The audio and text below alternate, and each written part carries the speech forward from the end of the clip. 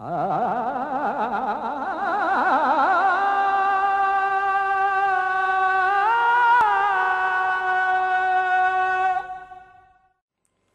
कृष्ण।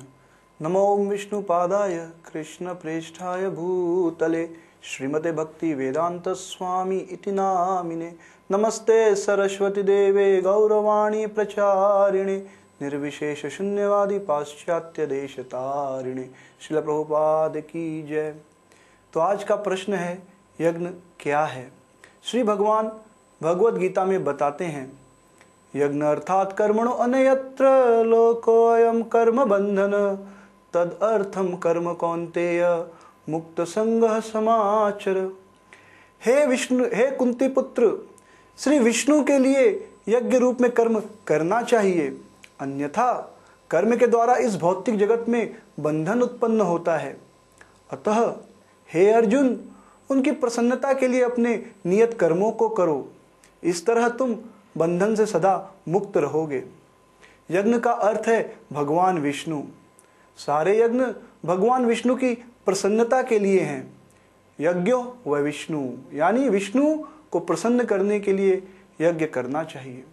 यज्ञ का एक अर्थ होता है सैक्रिफाइस, जिसका अर्थ होता है बलिदान।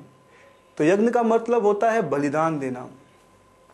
तो जब हम कोई पारंपरिक यज्ञ करते हैं तो उसके लिए एक अग्निकुंड की आवश्यकता होती है, और यज्ञ के अलग अलग आहुतियों के सामान की आवश्यकता होती है, शुद्ध घी की आवश्यकता होती है, बहुत सारे ब्राह्मणों की आवश्यकता होती है, और इन सब चीज़ों के लिए धन की आवश्यकता होती है। यज्ञ में बहुत सारे लोगों को भोजन भी कराना पड़ता है, और भोजन कराने के लिए भी धन चाहिए।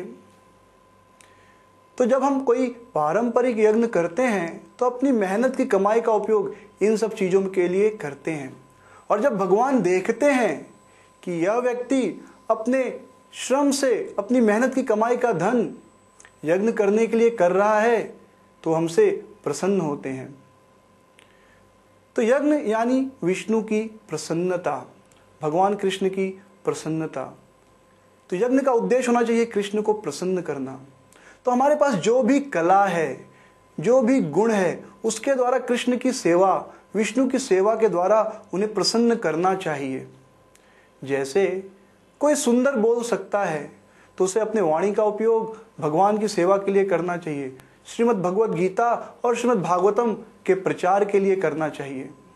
यदि किसी के पास बहुत सारा धन है तो उस धन का उपयोग भगवान के मंदिर में भगवान की सेवा के लिए देना चाहिए। तो यह यज्ञ हो जाता है। जैसे अर्जुन को युद्ध करने आता था, तो अर्जुन को भगवान ने कहा तुम युद्ध करो, और अर्जुन ने उस युद्ध के द्वारा भगवान को प्रसन्न किया। इसके लिए वह युद्ध करना अर्जुन का यज्ञ हो गया। उसी प्रकार हनुमान जी लंका गए और पूरा लंका जला दिए, और उससे भगवान राम प्रसन्न हुए, विष्णु प्रसन्न हुए। तो हनुमान जी का लंका जलाना यज्ञ हो गया।